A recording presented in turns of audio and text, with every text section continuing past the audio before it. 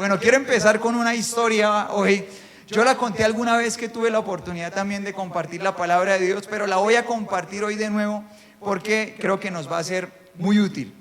Bueno, de esta historia participamos así como de manera más directa mi madre y yo.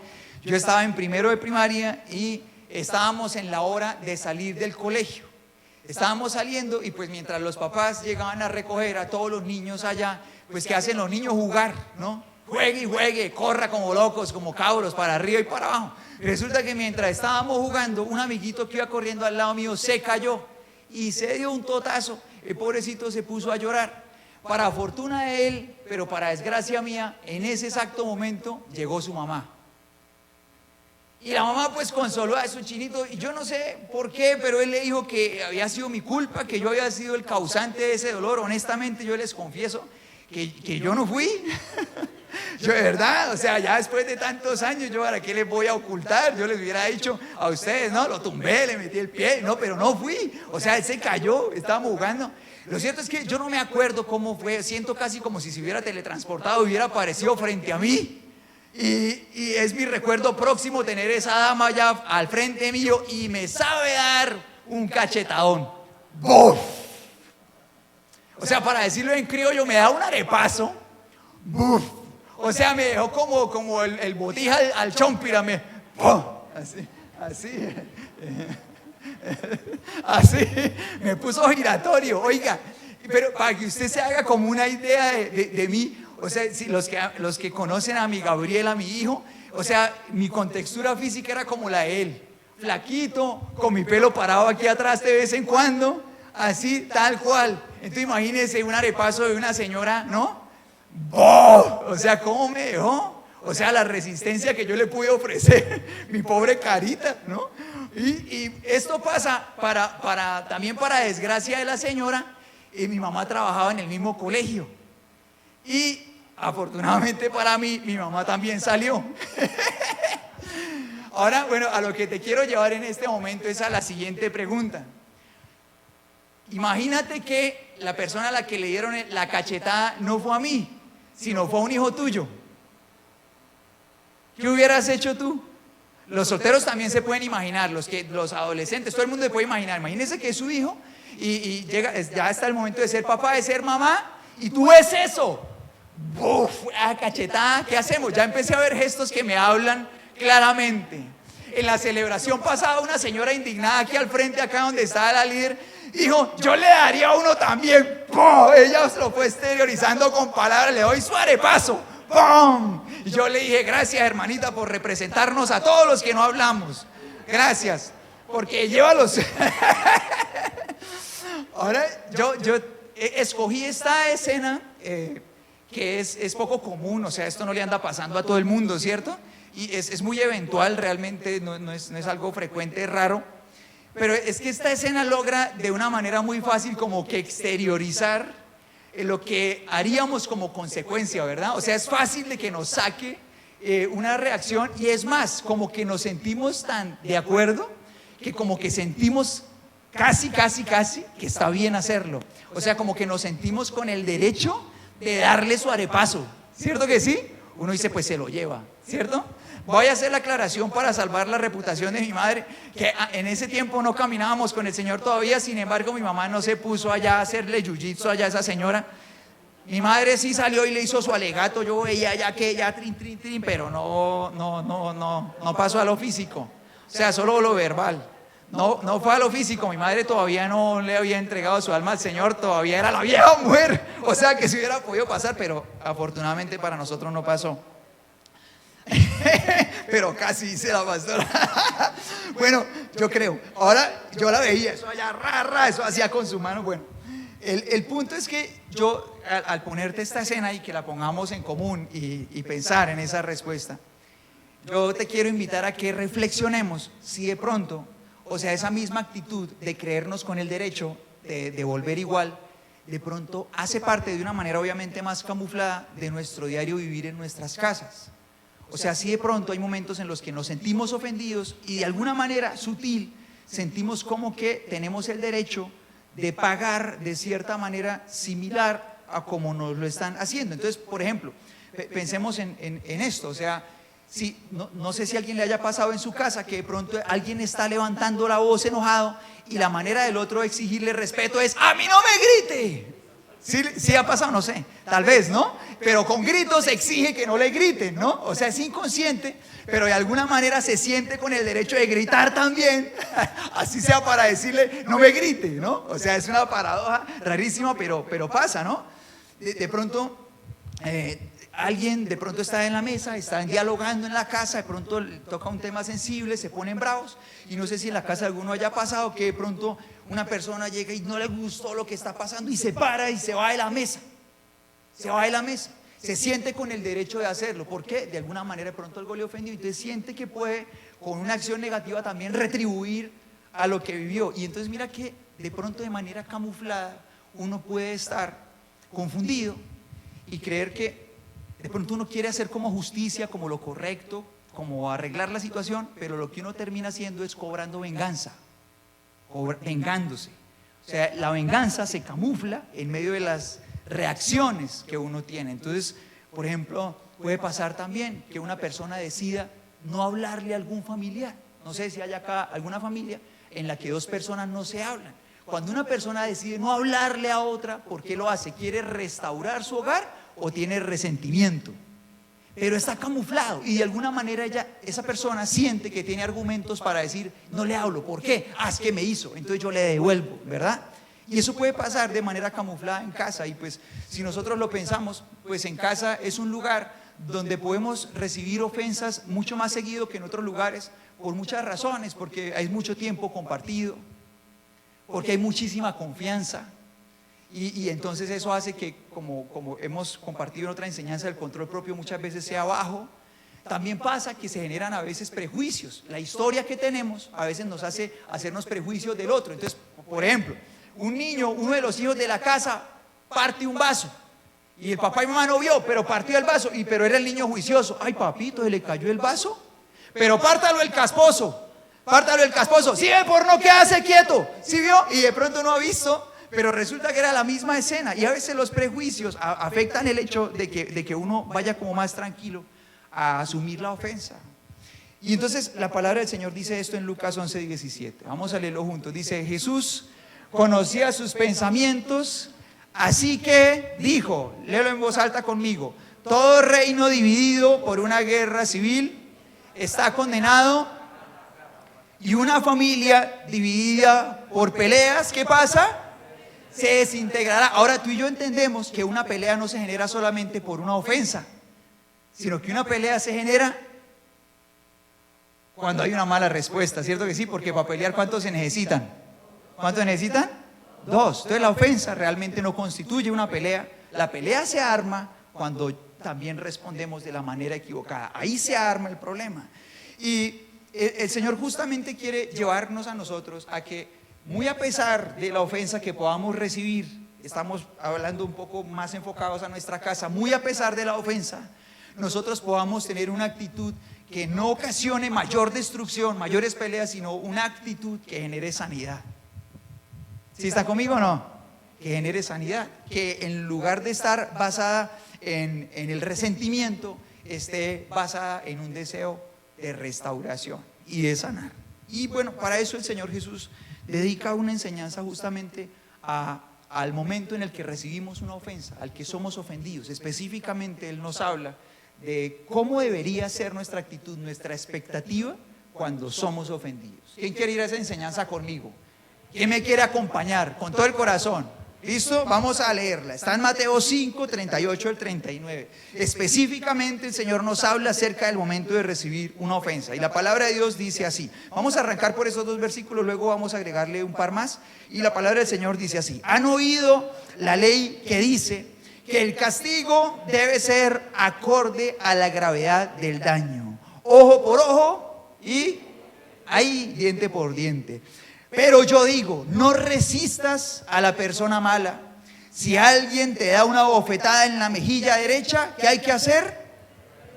Bueno, el Señor parte de un principio legal que es muy antiguo, o sea, va más atrás de la ley judía y está incorporado en la ley. Es un es un principio legal que se usa allí en el pueblo judío y dice ojo por ojo, ¿qué más? Diente por diente. Entonces en nuestra cultura entenderlo es un poco raro, pero voy a decir 3 cositas que nos van a ayudar a entenderlo. Entonces en ese tiempo, si una persona, por ejemplo, le ocasionaba una lesión grave a otra, la consecuencia podía ser que la mataran linchada. ¿Sí estás conmigo? Saliera la familia y le diera y ya, listo. Y entonces se cobraron de pronto un ojo de una pelea que le dio un puño y se lo cobraban con la vida del otro. Entonces este principio lo que hacía era que nunca la retribución por una ofensa fuera más grande que la ofensa misma. ¿Qué más pasaba en Israel en ese tiempo? Que nadie podía efectuar ese cobro por su propia mano, sino que tenía que recurrir a las autoridades legales. ¿Sí está conmigo o no?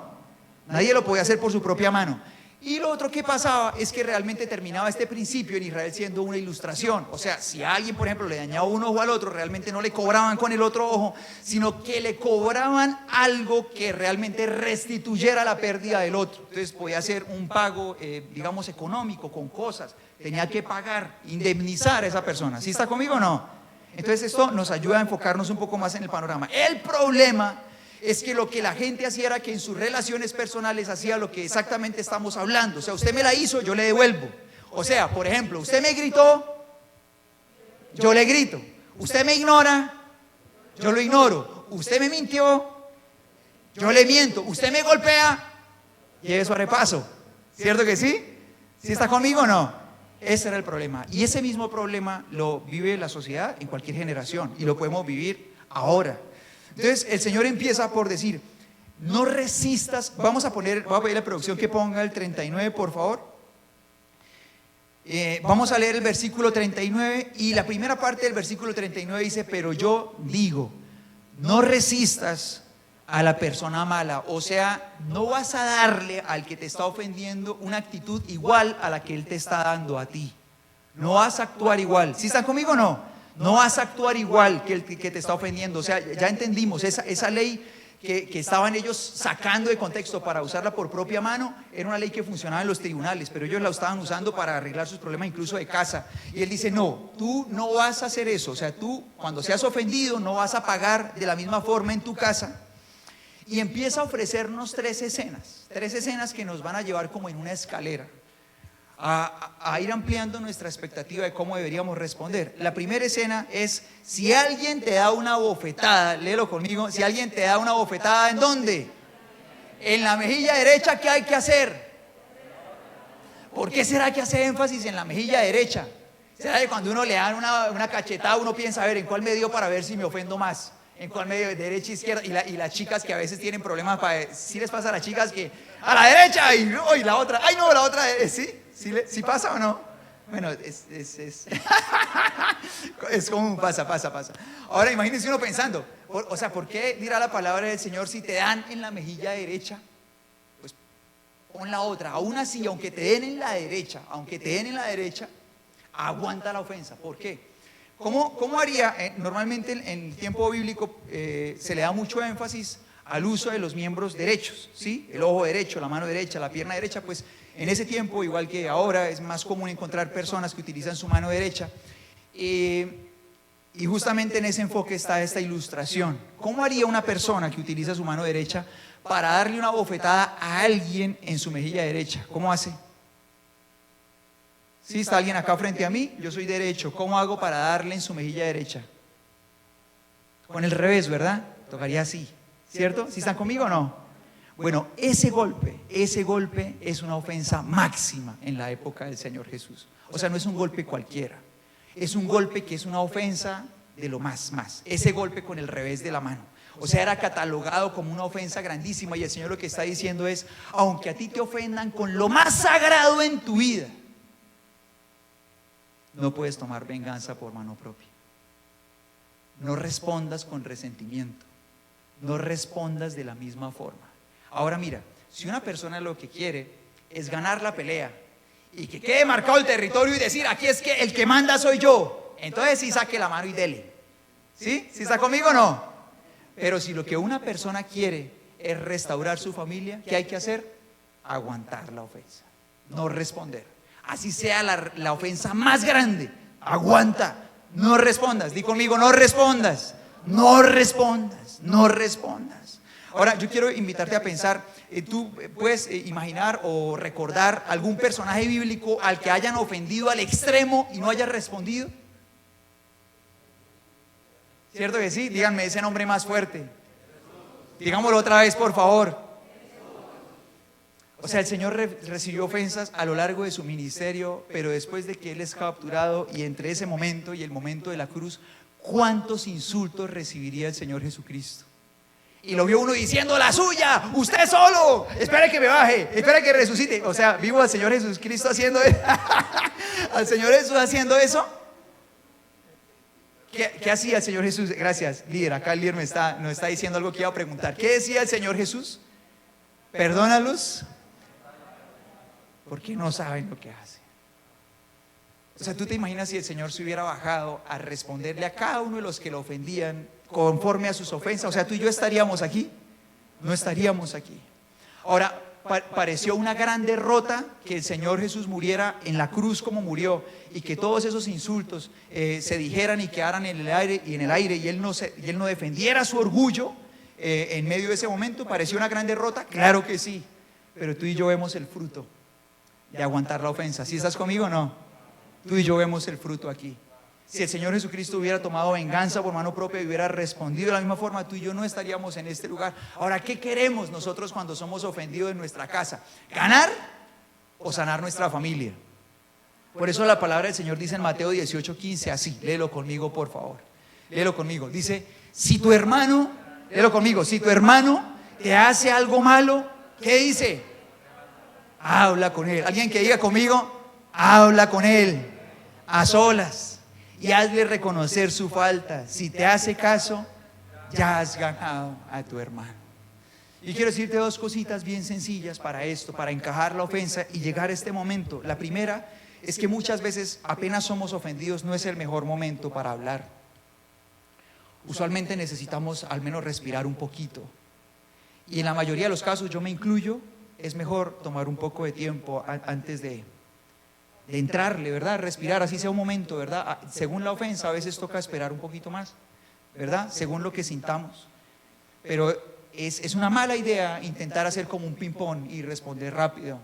Es mejor tomarnos un tiempo. Por eso la palabra del Señor nos dice que nosotros debemos ser rápidos para escuchar, pero para hablar como suavecito, ¿verdad?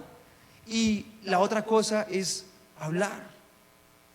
El hecho de hablar con la otra persona, no pagar con otra moneda. Hablar es sanador. Y cuando logramos tener esas conexiones, hace 8 días hablamos de la conexión del alma, ¿cierto que sí? Del hecho de generar conexiones, y que esas conexiones nos permitan hablar, aún en los momentos difíciles, nos permite llegar a este momento en el que podemos rescatarnos del momento de la ofensa. Pero necesitamos construir esas conexiones bien fuertes de las que hablábamos hace 8 días. Y aquí tú y yo tenemos la primera escena. ¿Quién quiere ir a la segunda escena? Vamos a la segunda. Bueno, ahora supongamos que no solamente es una ofensa aislada, sino que resulta que la ofensa se hace de pronto algo que afecta a una relación. Entonces aparece esta segunda escena y dice, el versículo 40, dice: si te demandan ante el tribunal y te quitan la camisa, ¿qué dice? No, vamos a leer todo, vamos a poner el versículo 40 otra vez y vamos a leer con toda la actitud. Dice el versículo 40: si te demandan ante el tribunal y te quitan la camisa, ¿qué hay que hacer? Dales también tu abrigo. ¿A qué se refiere esto? A cuando sentimos que ya, que ya realmente lo que está pasando es que nos están violentando ya un derecho. O sea, ya la ofensa no es solamente algo eventual, sino que ya realmente, como que le están cortando a uno algo que es de uno. ¿Por qué? Cuando una persona era llevada a instancias legales, no se podía tomar como prenda de esa persona su abrigo. Era algo que la ley impedía. No, el abrigo no, porque el abrigo es la cobija de esa persona, y eso atenta ya contra su propia salud, en una noche bien fría su propia salud se va a ver vulnerada. Entonces la palabra del Señor decía, la ley, que cuando se tuviera que tomar prenda de alguien ante los tribunales, no el abrigo. O sea, el abrigo representa un derecho legal, un derecho que uno tiene. Y el Señor dice, o sea, ni siquiera cuando tus derechos estén siendo violentados, tomes venganza y respondas con resentimiento. Entonces, por ejemplo, en la casa, Tú tienes derecho a que tus padres te traten con respeto. ¿Sí está conmigo o no? Tienes derecho a eso. Pero si no lo hacen, ¿será que actuar con resentimiento va a mejorar la relación? No la va a mejorar. Tú tienes derecho a que tu esposa te hable con respeto, te hable amorosamente. Pero si no lo hace, tener resentimiento hacia ella, ¿va a mejorar la relación? Tampoco. Tomar venganza y responder con actitud, tampoco. Lo mismo del esposo hacia la esposa y así sucesivamente. O sea, el hecho de tener una actitud de rebeldía, de resentimiento hacia ese ser amado que de pronto está dándonos un trato que por derecho debería ser diferente, no va a mejorar la relación. Si nosotros queremos restaurar una relación, no podemos pagar con la misma moneda. ¿Sí está conmigo o no? Si tú quieres mejorar tus relaciones con tus padres, esposa, hijos, no puedes pagarles con la misma moneda. No me hablan, no les hablo. Me grita, le grito. Me ignora, le ignoro. O sea, si pagamos con la misma moneda, esa relación no va a sanar. Se necesita de alguien que tenga un corazón que vaya por encima de eso. Ahora yo te quiero preguntar, ¿el Señor Jesús tenía derecho a que Pedro le fuera leal, le fuera fiel? ¿Sí tenía el Señor Jesús derecho a eso o no? Bueno, ellos eran personas muy cercanas, era su discípulo, era alguien a quien el Señor había alcanzado. Además, pues Pedro entendía que él era el Mesías, era su Salvador, su Señor. Claro que sí, tenía derecho. Sin embargo, el Señor sabía que Pedro lo iba a negar, ¿cierto que sí? Y se lo hace ver, ¿cierto? O sea, usted me va a quedar mal, usted me va a ser infiel, usted me va a negar, usted va a ser un falso conmigo. Pero él no le dice así, ¿cierto que no? Él no le dice usted es un falso, ¿cierto? No, él le dice que eso va a pasar, se lo advierte con un propósito y él le dice así. Mira lo que dice Lucas 22 del 31 el 31 y el 32, vamos a leerlo juntos. En voz alta, dice la palabra del Señor que el Señor le dice así: Simón, Simón, léelo conmigo en voz alta por favor. Satanás ha pedido zarandear a cada uno de ustedes como si fueran trigo, pero yo he rogado en oración por ti, Simón, para que tu fe no falle. De modo que cuando te arrepientas y vuelvas a mí, ¿qué pasa? Fortalezcas a tus hermanos. Ahora, así le habló el Señor previamente, no le dijo usted un faltón, le dijo así, le habló estas palabras que solamente tú y yo las leemos y no tenemos que acomodarle el tono, tú y yo vemos amor impregnado en esas palabras. Ahora, ¿Pedro le falla o no? ¿Si le es infiel o no? Sí. Y dice la palabra que canta el gallo y él lo ha negado por tercera vez. ¿Y qué pasa entonces? ¿Qué sucede? ¿Pero por qué llora? ¿Por qué llora? Él recuerda las palabras del Señor Jesús y no solamente recuerda. Ellos estaban en el mismo patio con el Señor, en una casa grande. Supongamos que el patio tuviera la distancia de la puerta de nuestra casa hasta aquí. Y en un lugar está Pedro y en otro lugar está el Señor. Cuando canta el gallo y Pedro recuerda las palabras del Señor Jesús, él sabe dónde está el Señor Jesús, así que por instinto voltea y lo mira. ¿Con qué mirada se encontraría? ¿Será que el Señor le estaba haciendo?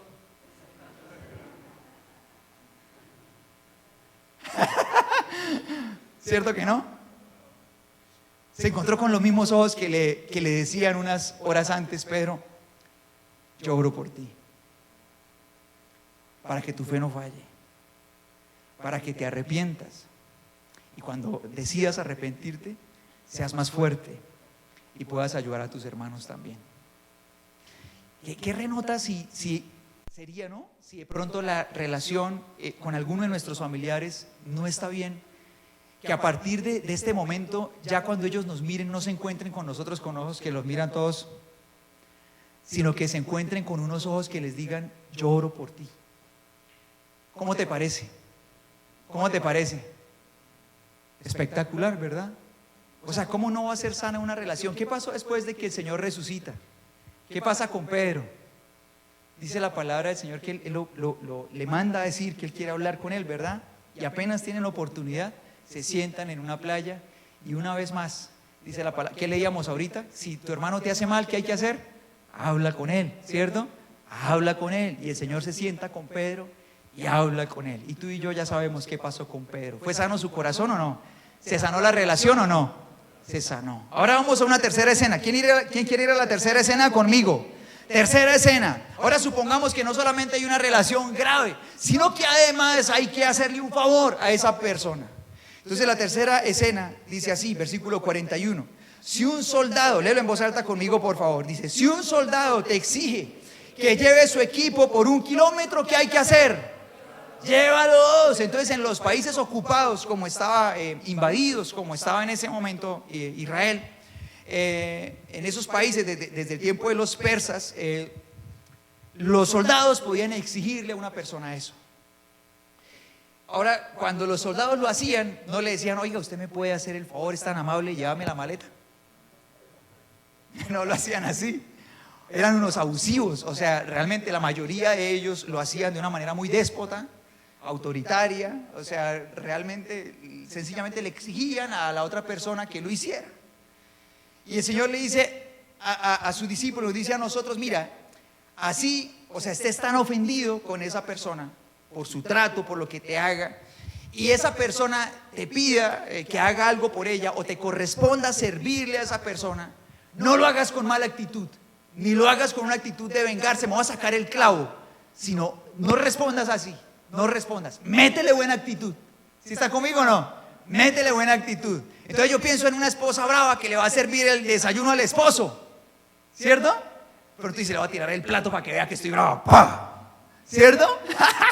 O bueno, al contrario, ¿no? Bueno, no sé, bueno, el que sirva, de pronto tira el plato y ni lo mira, ¡pah! Y el Señor dice, no, no lo hagas así. Le vas a meter buena actitud. ¿Sí están conmigo o no? Le vas a meter buena actitud. Si tú le vas a servir a alguien que te ha ofendido, métele buena actitud. Si está en tu casa, métele buena actitud. Dice la palabra del Señor en Romanos 12:20. ¿Cuál sería el efecto de eso? Dice, en cambio, léelo conmigo en voz alta, por favor. Dice, en cambio, si tus enemigos tienen hambre, ¿qué hay que hacer? Dales de comer. Si tienen sed, ¿qué hay que hacer? Dales de beber. Al hacer eso, ¿qué pasa? Amontonarás carbones encendidos de vergüenza sobre su cabeza. ¿A qué se refiere eso? Si alguien lee este versículo con el corazón del arepazo, pues va a pensar, esos carbones, que le arda esa cara, ¿no es cierto? Va a pensar que le arda esa cara, que le ponga roja, ¿cierto? Si piensa con corazón de arepazo, ¿no? Pero no es eso lo que la palabra nos quiere decir. Lo que pasa es que el buen trato puede hacer que el corazón reconozca su error. Uy, me está tratando bien y yo cómo la traté. ¿Sí está conmigo o no? O me está tratando bien y yo cómo lo traté, y el corazón se avergüenza. Y esa vergüenza nos lleva al arrepentimiento también.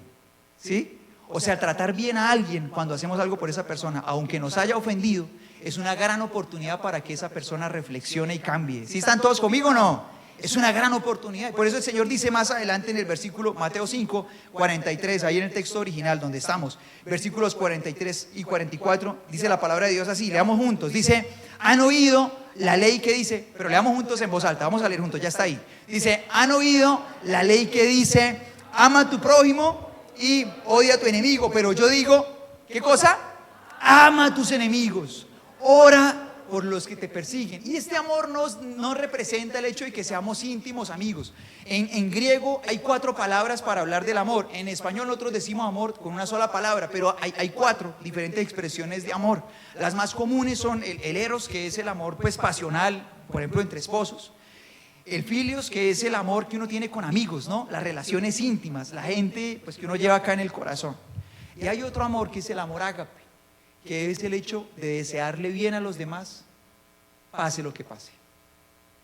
Entonces, cuando el Señor dice, ama a tus enemigos, no te dice, sé el mejor amigo de tus enemigos, no nos está diciendo, la palabra que el Señor utiliza aquí es ágape, es el amor ágape. O sea, a pesar de que alguien te ofenda, siempre deséale bien. ¿Sí están conmigo o no? No tienes que ser su amigo íntimo, no tienes que volverse pues la persona que anda de la mano con, no, pero deséale bien siempre. Y por eso dice, ora por ellos, ora por ellos. Una persona que ora por alguien que le ha ofendido no puede ver a esa persona con resentimiento. O sea, puede entrar a orar con resentimiento, ¿cierto que sí? Pero una vez que una persona empieza a orar por el que le ha ofendido, su corazón empieza a ser transformado, su corazón empieza a ser cambiado. Ahora, en Juan capítulo 13, la palabra del Señor nos cuenta que el Señor Jesucristo le lavó los pies ¿a quién? Y cuando le lava los pies el Señor también, antes de ser entregado, que eso es justo antes de ser entregado, Él les ha dicho, ustedes todos me van a abandonar, todos me van a dejar, todos, ya les ha dicho, ¿verdad? Cuando le lava los pies a los discípulos, ¿con qué cara le lavaría a los discípulos? O sea, el Señor se agacha, ya les ha dicho, ustedes me van a dejar, pero yo los voy a buscar, mi Padre está conmigo, y Él les está hablando en un momento difícil. Y luego les va a lavar a los discípulos, ¿con qué cara y con qué actitud lo haría? con estos mismos pies que va a ir corriendo, ¿no? Chavo flojo, mucha gallina, ya me lo imagino allá. Ojalá que con esos callos corra bien rápido para que no lo agarren. ¿Sí? ¿Sería así la actitud del Señor Jesús? Sirviéndole a los que le iban a faltar, ¿sería así? ¿O sería amándolos? Uy, fue una experiencia tan fuerte que no solamente marcó el corazón de algunos, sino marcó el corazón de todos, marcó el corazón de la iglesia hasta aquí. O sea, tú y yo tenemos en ese momento una de las enseñanzas más potentes acerca de cómo servir a los demás. Y en ese momento el Señor Jesús le estaba sirviendo a gente que lo iba a ofender en un momento más adelante. Ahora, no solamente piensa en que le lavó los pies a los 12, entre esos 12 también estaba Judas. ¿Si estás conmigo o no? El que lo vendió por 30 monedas de plata, lo vendió así. Y a él también. ¿O tú crees que llegó y Pedro, Judas? Uy, no, usted no. ¿Sí? ¿Tú crees? No, a todos les lavó los pies, a todos les lavó los pies, a todos. Y esa marca de amor en ese momento y de servicio a pesar de, se convirtió en un sello en el corazón no solo de esa generación, sino de toda la iglesia, en todas las edades, en todos los tiempos, en todo lugar. Esa marca de amor de amor sirviendo al que había ofendido. Y el Señor desea que tú y yo hagamos lo mismo. Ese amor es sanador. Entonces mira esto, que tú y yo tenemos la oportunidad cada vez que somos ofendidos de tener una actitud que quiera restaurar o una actitud que quiera tomar venganza. Tú y yo vamos a decidir qué hacemos. Lo que pasa es que esa actitud a veces se camufla en yo tengo derecho, es que Él me hizo, entonces yo tengo la razón. Cuando el Señor Jesús se vio en la escena en la que trajeron una mujer sorprendida en adulterio, tú y yo podemos identificar estas dos posiciones. El grupo de personas que traía a esta mujer tenía ganas de hacer ¿qué cosa? De matarla, saltándose el debido proceso, porque realmente era un delito lo que ella había hecho con el hombre con el que estaba. Realmente era un delito grave y realmente era juzgado fuertemente con la ley de la época, pero ellos saltándose todo proceso, ellos querían matarla por su propia mano, saltándose cualquier oportunidad de hacerle un juicio justo. Y del otro lado estaba el Señor Jesús, que sabía que ella había fallado, que había ofendido a muchas personas y que lo había ofendido a él, pero sin embargo, ¿él qué quería hacer? Quería perdonarla, quería restaurar su alma, quería ver que esa mujer se pudiera levantar y construir una vida nueva. Tú y yo escogemos quién vamos a ser. Cada vez que en nuestra casa haya una ofensa, tú y yo escogemos si somos los de las piedras o si somos como el Señor Jesús, que quiere extenderle la mano y decirle a esta persona, yo tampoco te condeno, yo tampoco. No lo hagas otra vez y levántate y volvamos a empezar, ¿sí? Empecemos de nuevo. ¿Qué les parece si oramos?